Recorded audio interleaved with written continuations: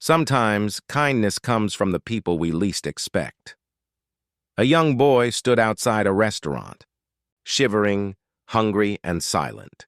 Hundreds walked past him, but no one stopped to ask why he was there until one waiter looked at him and made a decision that changed everything. What happened next left the entire restaurant speechless. 11-year-old Ayaan stood on the pavement outside a bustling family restaurant. The evening air was cold, and his thin shirt did little to keep the wind away. He held a small cloth bag in his hand. Inside it were 3 coins, the only money he had. His eyes weren't searching for pity. They were searching for a chance. Ayaan had lost his father a year ago. His mother worked long hours washing clothes in different houses, barely earning enough to cover rent and food for him and his little sister, Meher. That morning, his mother had quietly skipped breakfast just so her children could eat. Ayaan had pretended not to notice, but his heart felt heavy. For weeks, he had walked past this same restaurant every evening. The smell of warm bread, spicy curry, and fresh soup always pulled him closer. He didn't want a feast, just something small to take home for his sister and mother to share. That evening, he had gathered all the coins he could find from old pockets and corners of their one-room home. He knew it wasn't enough for a real meal, but maybe they would let him buy something simple. He stood near the glass door, peeking through the window with quiet hope. Inside, families laughed, children ate happily, and waiters moved quickly with plates full of food. Every time a customer entered or exited, Ayaan stepped back so he wouldn't get in their way. Some people glanced at him for a moment and then looked away. A few frowned, assuming he was there to beg. Others simply ignored him. But Ayaan didn't speak to anyone. He just waited, clutching his little cloth bag. His hands were cold and his stomach had been growling since afternoon. But he kept standing there because giving up meant going home empty-handed again. He imagined his sister's soft face lighting up if he brought her even half a piece of bread. He imagined his mother finally eating a bite without pretending she wasn't hungry. These thoughts kept him strong. Across the street, a group of teenagers laughed loudly as they walked past him. One of them joked, "Maybe he's waiting for leftovers." They didn't know the truth, that he would have accepted even that, just to feed his family. The restaurant's golden lights kept flickering in the reflection of his eyes. Every sound inside, plates clinking, spoons stirring, laughter echoing, made him feel both closer and farther from his dream. He wasn't invisible. He was just unseen, and yet he stayed, quiet, patient, and hopeful, outside a world where warmth and food were just a door away. Minutes turned into an hour. Ayaan's feet began to hurt, but he didn't move. The night air was colder now, and a light drizzle started. He tucked his arms around himself and pulled his shirt closer, trying to stay warm. Just then, the restaurant door opened, and a middle-aged man in a suit walked out. He paused when he noticed Ayaan and narrowed his eyes. "Are you loitering here?" he asked sharply. Ayaan quickly shook his head. "No, sir." I was just waiting. For what?" the man asked, irritation clear in his voice. Ayaan hesitated and then held up the small bag. "I have some money. I just wanted to buy something." "Small," the man scoffed. "This is a restaurant, not a charity. If you don't have enough, go somewhere else. Don't block the entrance." Before Ayaan could reply, the man walked away, shaking his head. The door swung closed behind him, and the laughter from inside seemed even louder now. A family with 2 kids came next. One of the children pointed at Ayaan and asked his mother something. She quickly pulled the child's hand and whispered, "Don't look. Just come inside." Again, he stepped aside quietly. Moments later, a staff member from the restaurant came outside to throw out a bag of trash. When he saw Ayaan still standing there, he frowned. "Why are you standing here? Customers feel uncomfortable when they see boys like you outside." "I was just waiting," Ayaan said softly. "Waiting for what? If you're here to beg, go somewhere else." "I'm not begging," he whispered, but his voice shook.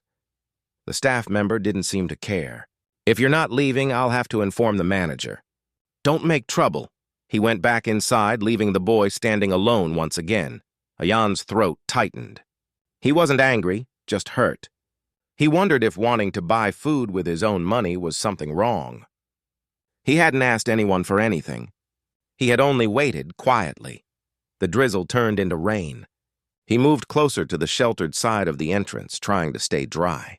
His hair and shoulders were wet now, and his small coins felt cold in his hand. A few more people walked past, some with curiosity, some with annoyance, some without a glance. None paused long enough to understand why a young boy would stand so still in the rain. For a brief moment, Ayan thought about leaving. He imagined returning home to his sister and telling her he couldn't bring anything. He pictured his mother trying to smile even though she would worry. The thought made his chest hurt. He looked at the coins again. 3 small hopes, 3 little chances. He stayed, but inside, a part of him began to crumble. Maybe no one would ever even ask him what he needed. Maybe waiting was pointless. Just when his hope was fading, the restaurant door opened again. This time it was a young waiter named Imran. He had been watching the boy from inside for a while, noticing the way he stood, silent, patient, never causing trouble. Imran walked out slowly, holding a small tray covered with a cloth. He approached Ayan gently and knelt to his level so they were eye to eye. "Hey," he said softly, "you've been standing here a long time. Are you waiting for someone?" Ayan hesitated, unsure whether to speak. But something about the waiter's voice felt different, kind, not demanding. I have 3 coins, Ayan said, showing the bag. "I wanted to buy something. Maybe some bread, if it's possible." Imran looked at the cold, shivering child and the wet cloth bag. He didn't say anything for a moment. Then he smiled warmly without pity. "You don't need to buy anything," he said gently. "Come with me." Ayan's eyes widened. "Inside?" "Yes, come." Imran opened the door and guided him inside the restaurant. Some customers glanced at them, surprised. A few whispered, but Imran ignored it. He led the boy to a small table in the corner, away from the crowd. The chair felt soft and the warmth of the restaurant wrapped around him like a blanket. Ayan looked around nervously.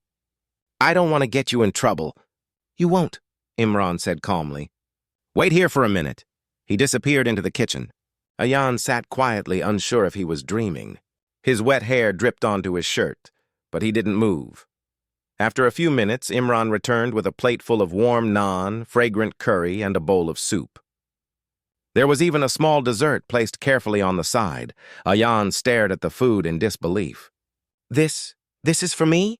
"Yes," Imran said, placing the tray in front of him. "Eat slowly. When you're done, I'll pack some more for you to take home."